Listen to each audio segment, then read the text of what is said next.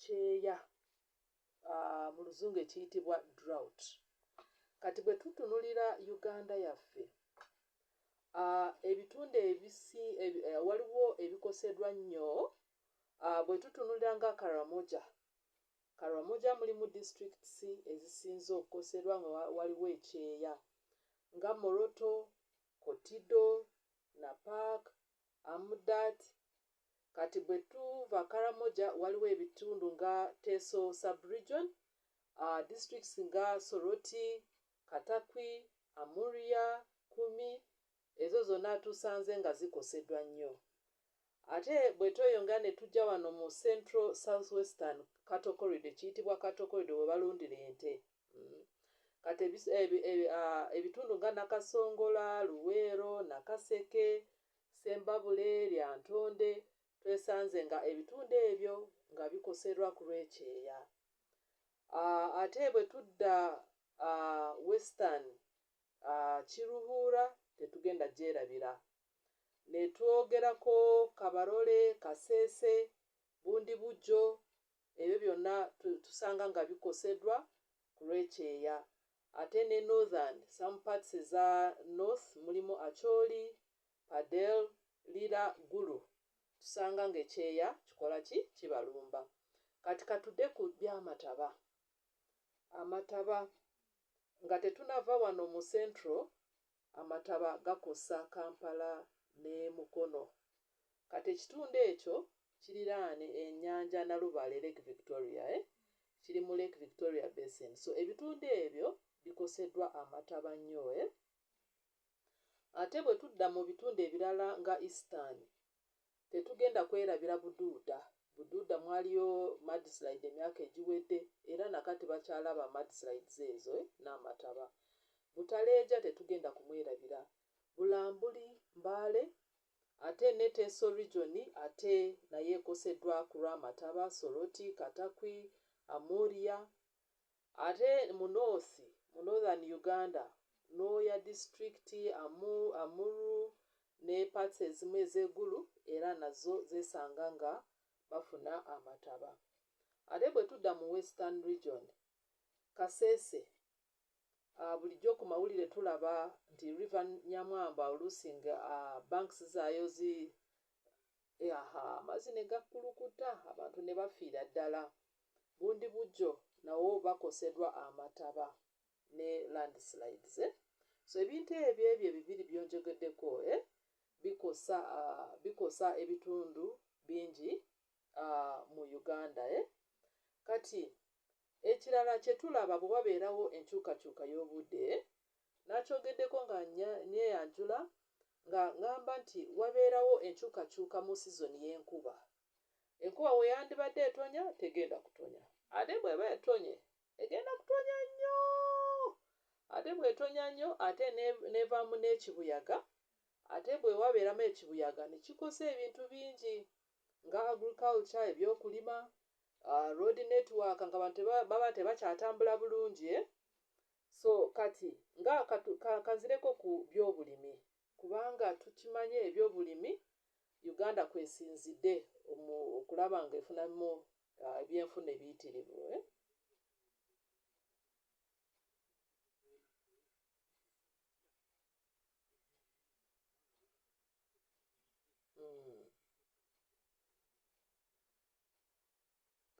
Kati okuddamu ekyo olaba mu Uganda mu luzungu tugamba nti agriculture yaffe is rain fed.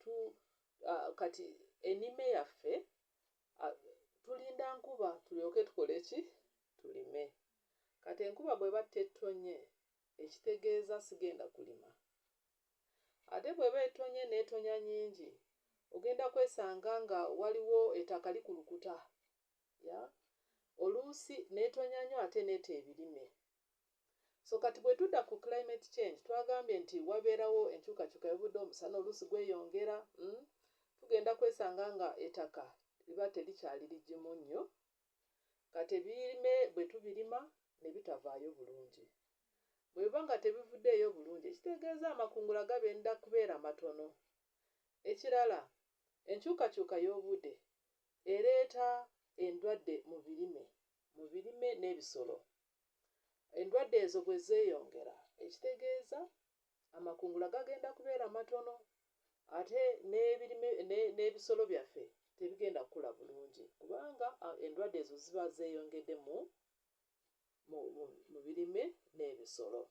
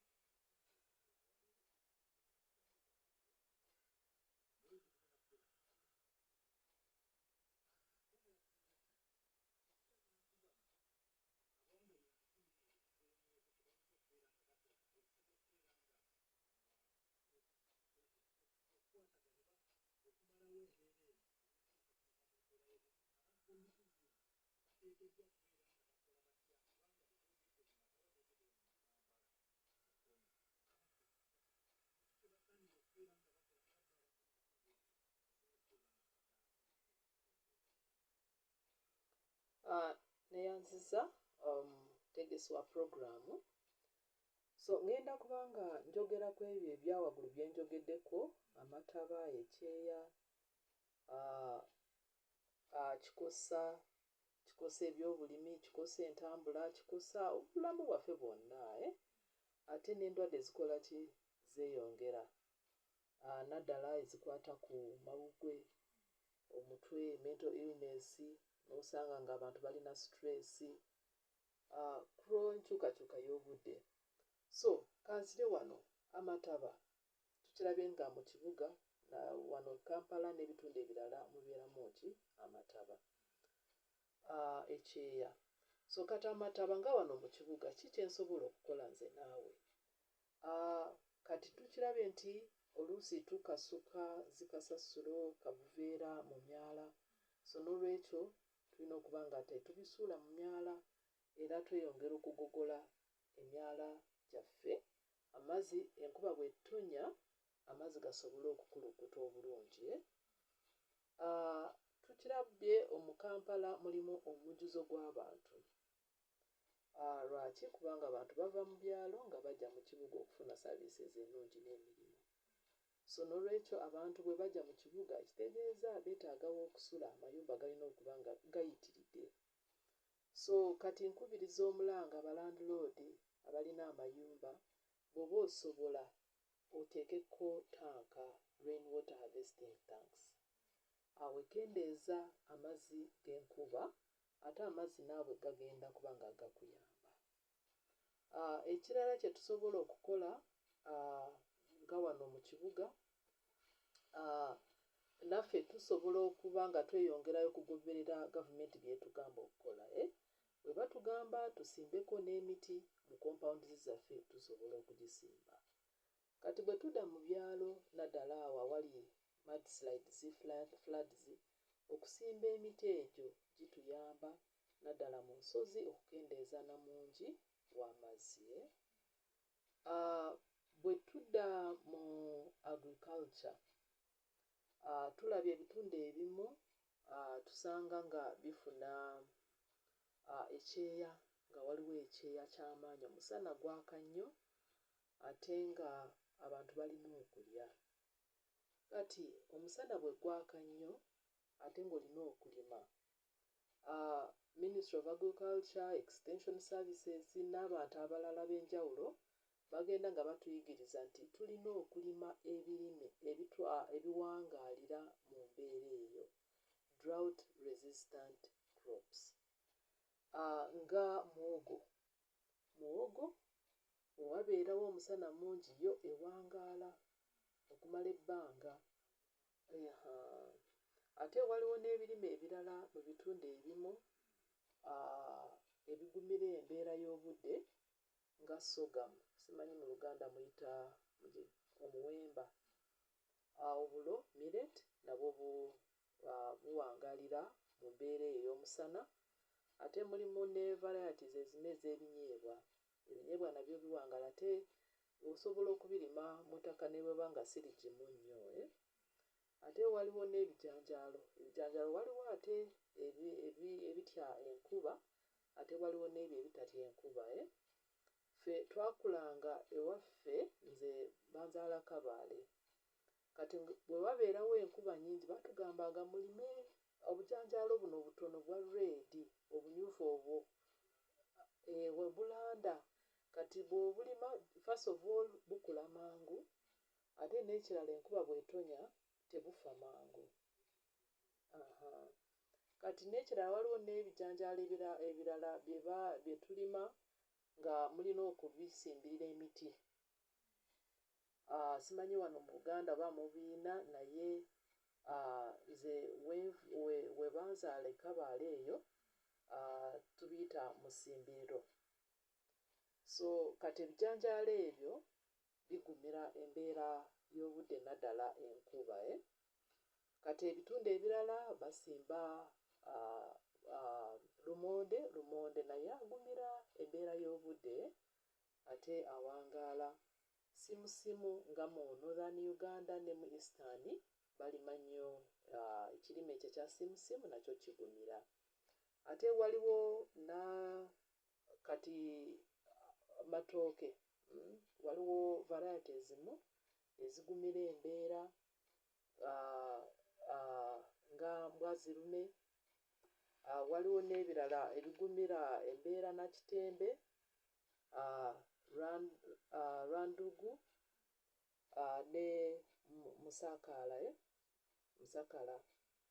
So varieties ezo zigumira embeera y'obudde.